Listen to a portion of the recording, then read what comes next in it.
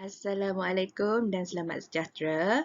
Selamat datang kepada semua murid-murid tingkatan 1 ke SMK Seri Bengkalan. Okey, kami dari pihak Panitia Sains Menengah Bawah akan menyediakan slide video presentation. Okey, yang pertama adalah bab 1 lah, pengenalan kepada penyiasatan saintifik. Okey, dalam bab 1 ini kita akan mengkaji 1.1 Sains adalah sebahagian daripada kehidupan seharian. 1.2 Makmal sains anda. 1.3 Kuantiti fizik dan unitnya. 1.4 Penggunaan alat pengukur, kejituan, kepersisan, kepekaan dan ralat.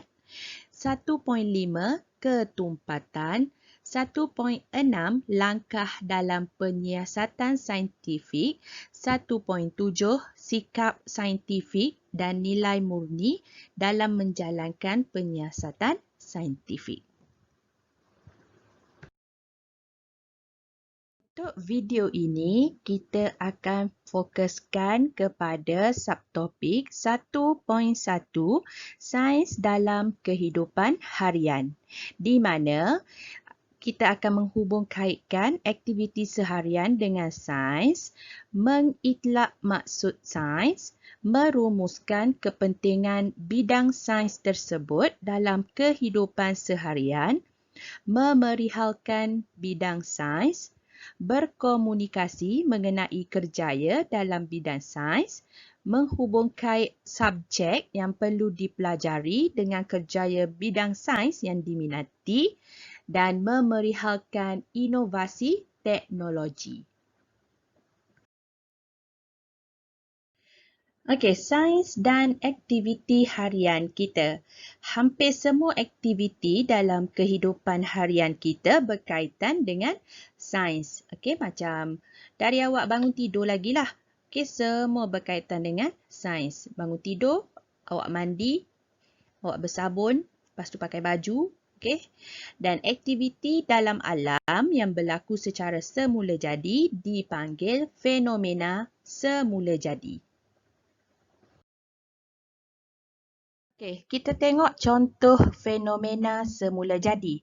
Okey, yang pertama adalah pembentukan kilat, pemanasan bumi oleh matahari, pencairan ais, okey, oleh suhu bilik, okey, pembiakan dan pembesaran haiwan, okey, dari kecil hingga dewasa, pembentukan bunga dan buah, pembentukan aurora hanya di kutub utara dan kutub selatan sahaja.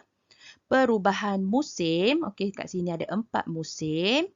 Dan kejadian geobencana seperti tsunami. Okey, untuk banyak lagi awak boleh search sendirilah dalam internet.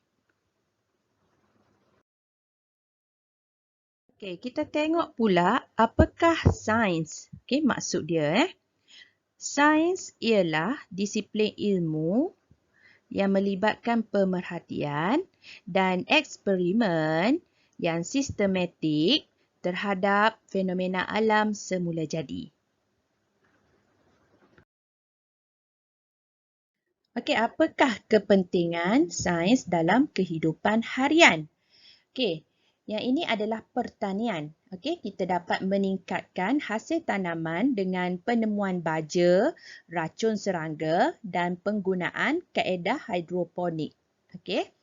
Yang seterusnya menyumbang kepada bidang kejuruteraan seperti pembinaan bangunan yang canggih, okey, bangunan pencakar langit. Okey, seterusnya adalah penciptaan satelit menyebabkan komunikasi menjadi lebih cepat dan efektif. Okey, macam kita boleh berhubung dengan orang yang jauh secara cepat dan laju. Dan seterusnya penemuan vaksin dan antibiotik dalam bidang perubatan membantu mengawal penyakit berjangkit dan mengurangkan kadar kematian. Seterusnya kita akan tengok bidang-bidang yang ada dalam sains, contoh dan kerjayanya lah.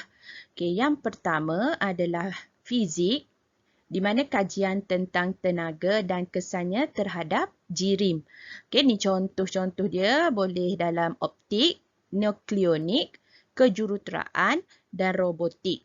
Manakala kerjaya pula boleh jadi ahli optometrik, ini di kedai kacamata, ahli oceanografi, okey, awak boleh buat pemetaan dasar laut ataupun mengkaji lautan, jurutera dan guru. Okey, bidang yang kedua adalah biologi. Kajian tentang benda hidup. Okey, contoh zoologi, botani, mikrobiologi. Kerjaya doktor, guru, ahli zoologi dan ahli botani. Ahli zoologi ini bekerja dengan haiwan lah. Ahli botani ini bekerja dengan tumbuh-tumbuhan. Okey, bidang yang ketiga adalah kimia. Kajian tentang jirim dan tindak balas yang berlaku. Okey, contoh biokimia, forensik, farmakologi dan toksikologi. Kerjaya yang boleh dibina adalah ahli forensik, saintis, ahli kimia dan guru. Yang keempat adalah geologi, di mana kajian tentang tanah dan galian. Okay, contohnya adalah geokimia, geomorfologi, geofizik. Ini berkaitan dengan bumi lah. Okay. Kerjaya adalah ahli geologi ataupun guru. Okay. Bidang sains kelima adalah astronomi. Okay, di mana kajian tentang planet, bintang dan objek lain dalam alam semesta. Contohnya astrofizik dan kosmologi. Kerjayanya adalah angkasawan dan ahli astronomi. Okay, kajian luar daripada bumi lah ni kebanyakannya. Bidang sains keenam adalah meteorologi, di mana kajian tentang iklim dan cuaca. Contohnya hidrometeorologi. Hidro ni air lah, kajian tentang taburan air. Kerjaya ahli kaji cuaca. Okay, di mana mereka perlu pandai membaca imej satelit yang diberi. Okay. Seterusnya kita tengok inovasi dalam teknologi. Okey, tapi sebelum tu kita tengok dulu maksud teknologi, di mana aplikasi sains untuk memenuhi keperluan dan kehendak manusia. Okey, seterusnya inovasi teknologi bermaksud peralatan atau kaedah untuk menyelesaikan masalah atau tugasan tertentu. Okey, kepentingan inovasi adalah untuk meningkatkan produktiviti, kecekapan dan kualiti kehidupan kita, menyelesaikan masalah pencemaran alam, meningkatkan keselamatan dan kesihatan manusia. Okay, kita akan tengok contoh-contoh inovasi dalam setiap bidang berikut.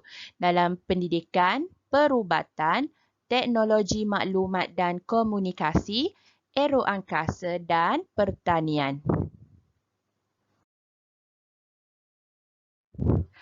Okay, dalam pendidikan, kita telah membuat e-buku ataupun buku secara digital, tablet atau handphone, komputer dan internet untuk pendidikan dan menyenangkan murid dan guru.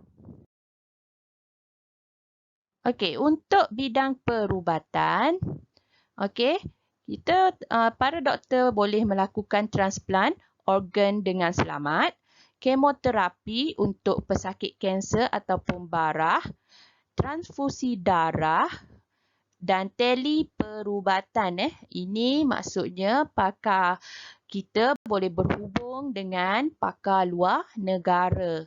secara talian. Seterusnya untuk teknologi maklumat dan komunikasi, di mana kita telah ada internet jalur lebar, kita nama dia broadband, satelit komunikasi dan Wi-Fi. Untuk aero angkasa, kita telah ada teleskop angkasa, stesen angkasa untuk angkasawan membuat eksperimen di luar bumi, dan kapal angkasa ulang-alik untuk membawa angkasawan ataupun peralatan ke stesen angkasa, dan bawa balik mereka semula ke bumi.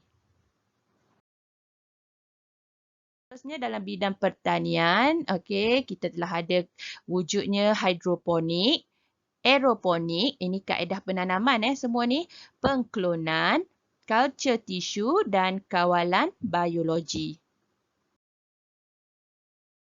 Kita sudah tamat untuk subtopik 1.1. Terima kasih kerana bersama dengan cikgu. Cikgu adalah Cikgu Wan Nur Ain binti Wan Anwar ataupun Cikgu Wana yang telah menyediakan video presentation ini. Terima kasih.